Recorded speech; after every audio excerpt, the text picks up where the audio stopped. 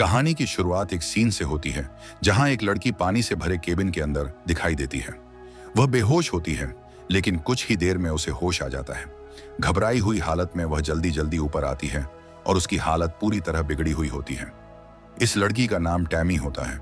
ऊपर आते ही टैमी जोर जोर से रिचर्ड को पुकारने लगती है, लेकिन रिचर्ड का कहीं कोई पता नहीं चलता और उसे कोई जवाब नहीं मिलता। यह नाव उस वक्त समंदर के बिल्कुल बीच खड़ी होती है।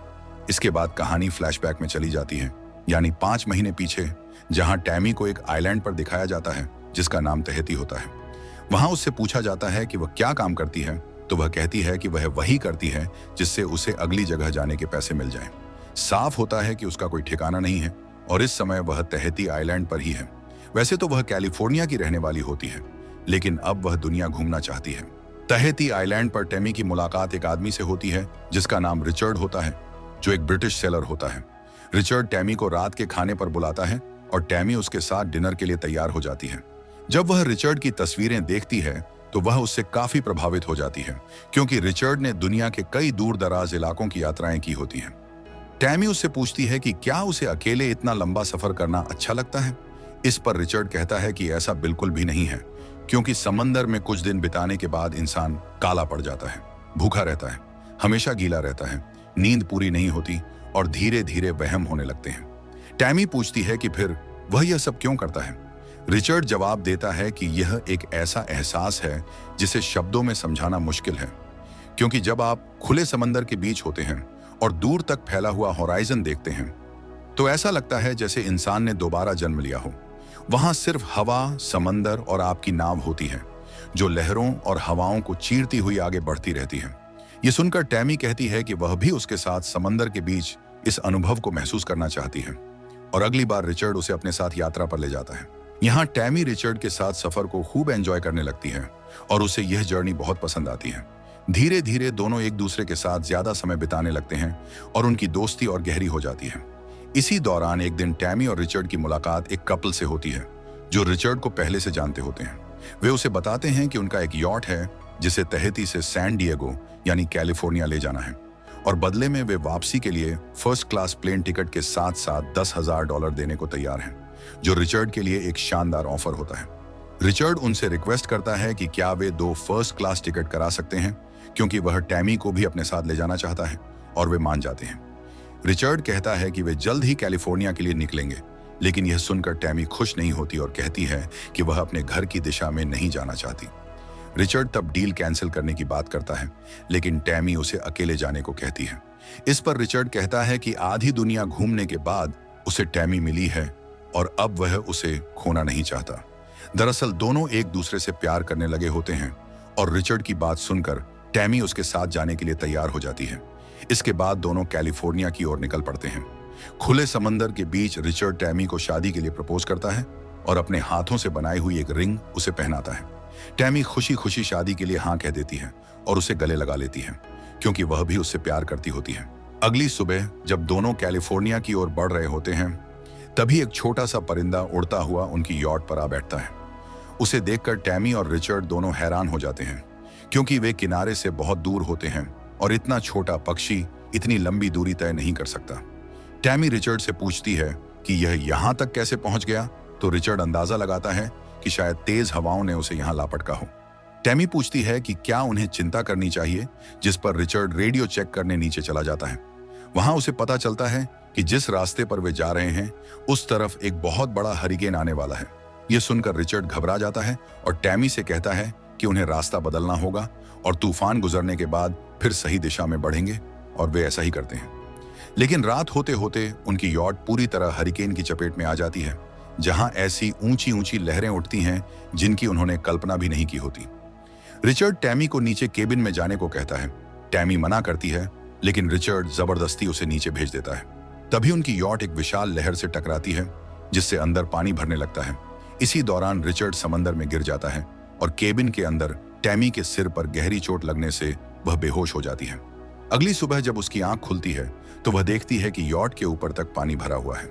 वह यॉट के ऊपर आती है और घबराकर रिचर्ड को आवाज देना शुरू कर देती है, लेकिन रिचर्ड का कहीं कोई पता नहीं चलता और उसकी तरफ से कोई जवाब नहीं आता। यही वह पल होता है जहां से कहानी शुरू हुई थी और अब फ्लैशबैक खत्म होकर कहानी वापस प्रेजेंट में आ जाती है। जहां टैमी रिचर्ड को लेकर पूरी तरह परेशान होती है। टैमी दूरबीन से चारों तरफ दूर दूर तक देखती है, लेकिन न तो उसे कोई जहाज नजर आता है और न ही कोई किनारा दिखता है। इसके बाद वह रेडियो से मदद के लिए संपर्क करने की कोशिश करती है, मगर रेडियो भी काम नहीं करता, जिससे वह पूरी तरह टूट जाती है और यॉट पर ही लेट जाती है। वह बुरी तरह घायल होती है, इसी वजह से उसकी आंख लग जाती है।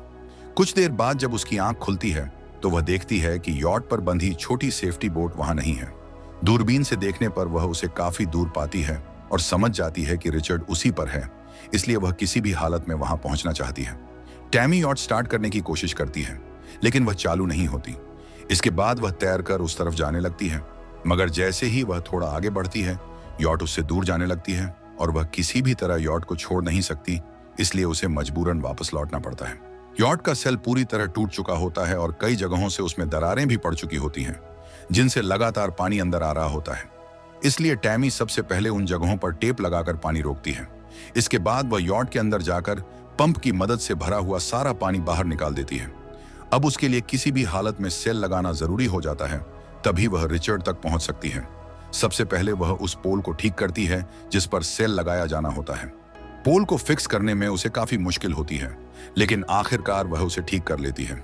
इसके बाद वह सेल भी लगा देती है और यॉट फिर से पानी में आगे बढ़ने लगती है। कुछ देर बाद वह उस जगह पहुंच जाती है जहां रिचर्ड एक छोटी सी बोट पर होता है, लेकिन वह बोट उलटी होती है, जिसकी वजह से रिचर्ड वहीं फंसा हुआ होता है और बुरी तरह घायल भी होता है। वह तैरने की हालत में नहीं होता, इसलिए टैमी समंदर में उतरकर उसे अपने साथ यॉट तक लाती है, लेकिन रिचर्ड यॉट पर चढ़ भी नहीं पाता। तब टैमी उसे रस्सी से बांधकर बड़ी मुश्किल से ऊपर खींच लेती है। रिचर्ड का पैर बहुत ज्यादा जख्मी होता है, जिस पर टैमी पट्टी बांधती है, लेकिन उसकी हालत फिर भी काफी खराब रहती है। वह ठीक से बात भी नहीं कर पाता और जब टैमी उसकी शर्ट उठाकर देखती है तो पता चलता है कि उसकी पसलियां भी टूटी हुई हैं, जिससे उसे बहुत दर्द हो रहा होता है। अगले 2 दिनों तक दोनों इसी तरह समंदर में फंसे रहते हैं, क्योंकि टैमी ने जो छोटा सा सेल लगाया होता है वह न तो यॉट को ज्यादा रफ्तार दे पाता है और न ही वे अपनी दिशा ठीक से तय कर पाते हैं। जब दोनों अपनी हालत का सही अंदाजा लगाते हैं तो उन्हें समझ में आ जाता है कि वे अपने तय रास्ते से बहुत भटक चुके हैं और अब ऐसे इलाके में हैं जहां से न तो कोई जहाज गुजरता है और न ही आसपास कहीं कोई किनारा है।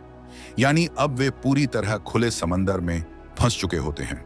यह समझते ही टैमी घबरा जाती है और कहती है कि वे यहीं मर जाएंगे, लेकिन रिचर्ड उसे हिम्मत देता है और कहता है कि ऐसा कुछ नहीं होगा, चाहे हालात कितने भी खराब क्यों ना हों, हौसला मत हारना।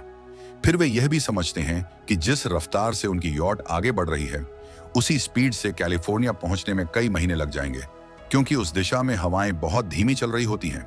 इस पर टैमी सुझाव देती है कि कैलिफोर्निया की बजाय उन्हें हवाई की तरफ जाना चाहिए।